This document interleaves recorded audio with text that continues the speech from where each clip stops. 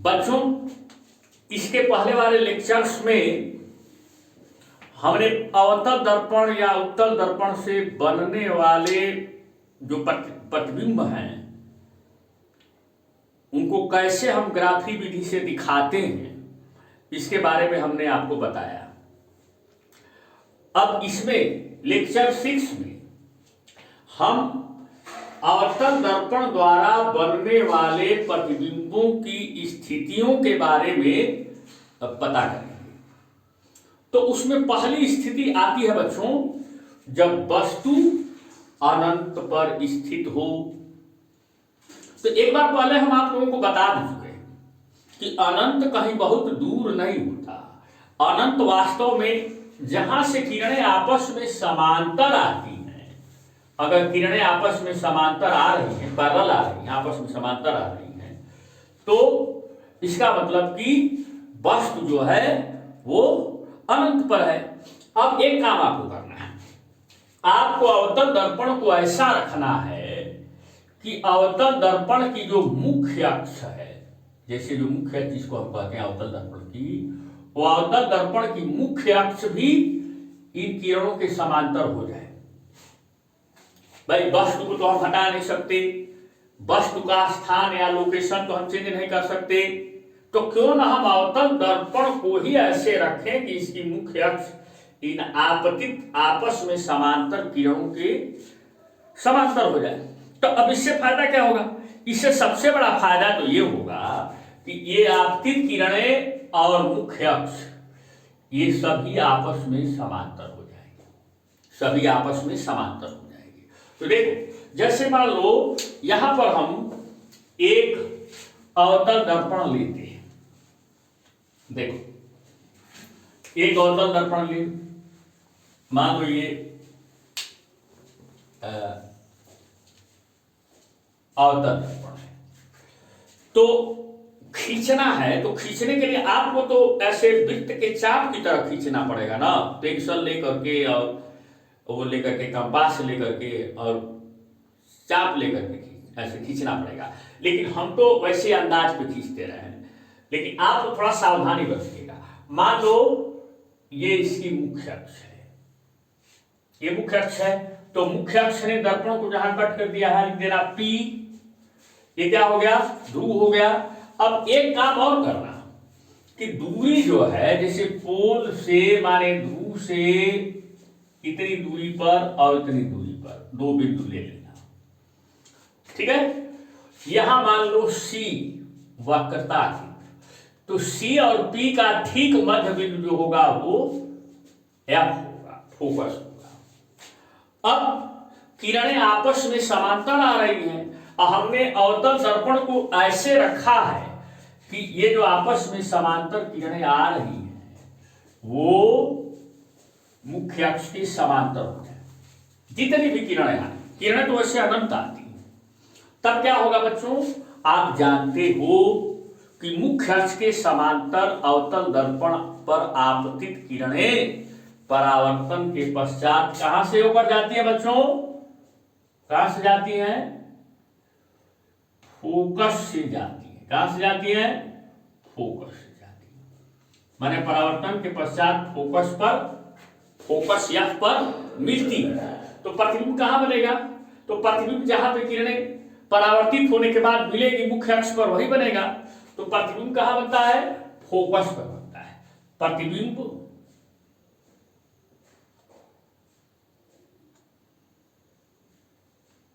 Focus bracket में लिख देना है आप, पर बनता है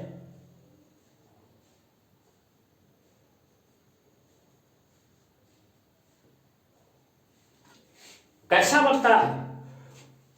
उल्टा, वस्तु के सापेक्ष उल्टा बनता है। वास्तविक बनता है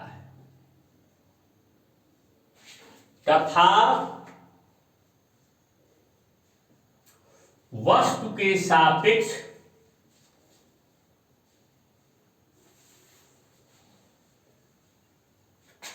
बहुत छोटा,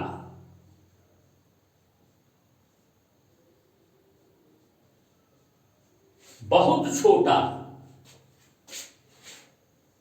बिंदु के आकार का, बिंदु के आकार का बनता है।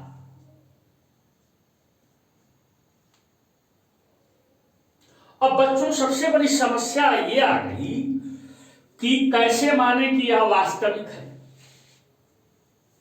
देखो, अगर यहां पर्दा रखोगे ना, फोकस पर ऐसे पर्दा, तो उस पर्दे पर प्रतिबिंब आ जाएगा, तो वास्तविक है, रियल है, तो प्रतिबिंब पर्दे पे आ रहा है, इसका मतलब कि वास्तविक है।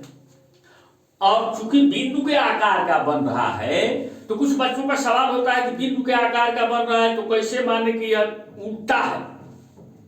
ठीक है, तो देखो, वास्तविक प्रतिबिंब उल्टा ही बनता है। चूंकि यह प्रतिबिंब वास्तविक है, इसीलिए क्या है, उल्टा है। ठीक है, अब फोकस पर बनेगा।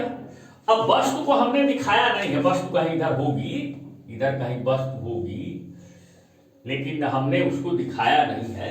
जहां भी होगी हमसे इससे मतलब नहीं है, वस्तु जहां भी हो, लेकिन किरणें आपस में, वस्तु से जो आने वाली किरणें हैं वो आपस में समांतर आ रही है और वो मुख्य अक्ष के भी समांतर हैं, ये मान करके हमने दर्पण को ऐसे रखा है कि वो मुख्य अक्ष के समांतर हो जाएंगे। अब तो अनंत, अनंत पर, अनंत के बाद कहा है, अनंत के बाद वक्रता केंद्र पड़ता है, तो अनंत और वक्रता केंद्र सी के बीच है।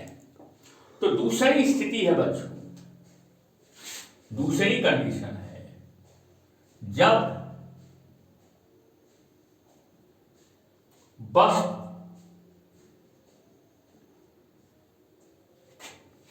अनंत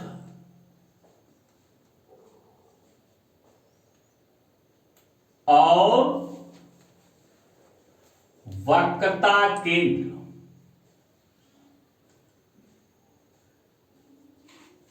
वक्रता केंद्र कहां है, सी, सी के बीच स्थित है।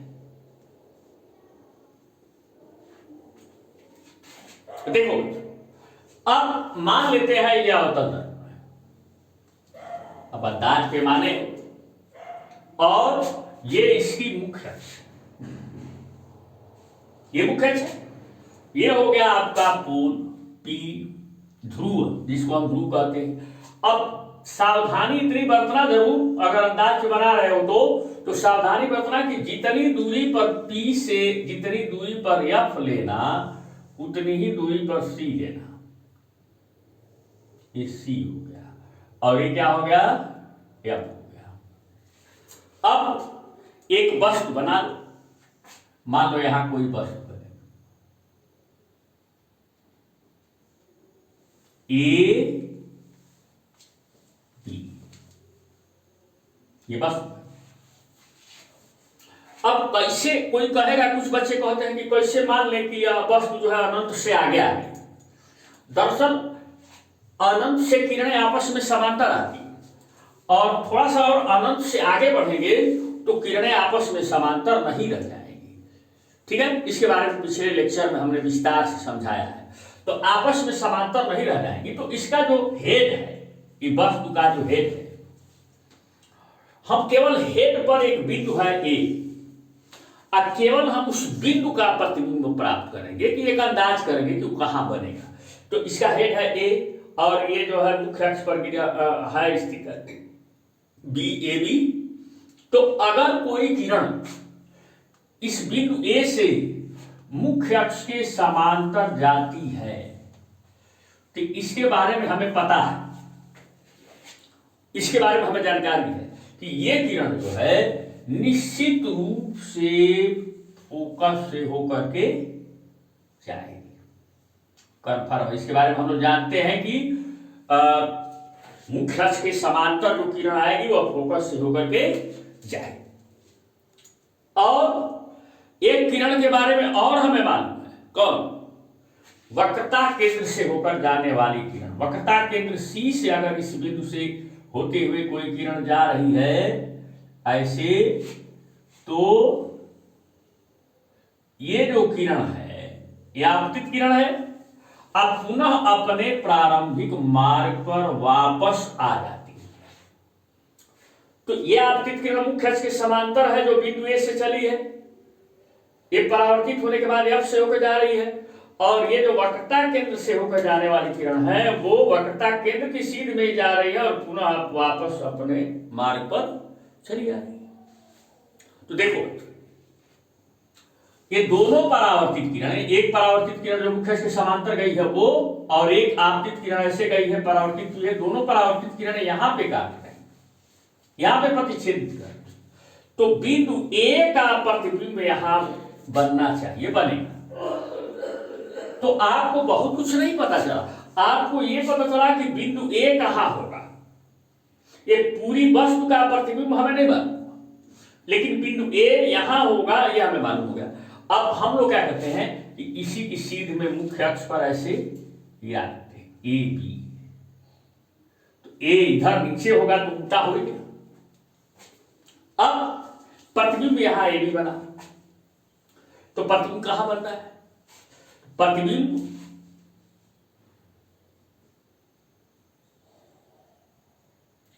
वक्रता केंद्र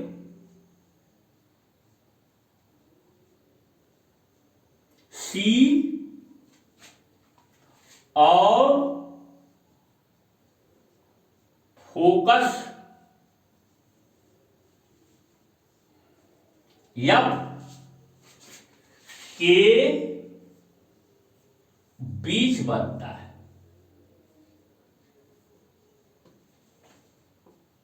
अब देखो बच्चों, ये साफ दिख रहा है कि उल्टा है, तो उल्टा है तो पर्दे पर आएगा, तो उल्टा वास्तविक, उल्टा होगा तो वास्तविक होगा, लेकिन यह वस्तु से छोटा है, तथा वस्तु से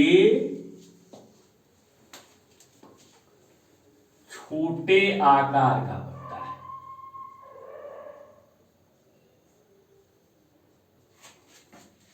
बनता है। अब बच्चों कुछ लोग कहते हैं कि क्या बिंदु ए से केवल यही दो किरण गई हैं, एक मुख्य अक्ष के समांतर गई है और एक वक्रता केंद्र से गई है? नहीं, एक बिंदु से अनंत किरणें चलती हैं, लेकिन उनमें कोई न कोई किरण तो ऐसी होगी ही जो मुख्य अक्ष के समांतर हो जाएगी, और कोई न कोई किरण तो होगी ही जो वक्रता केंद्र से होकर के जाए।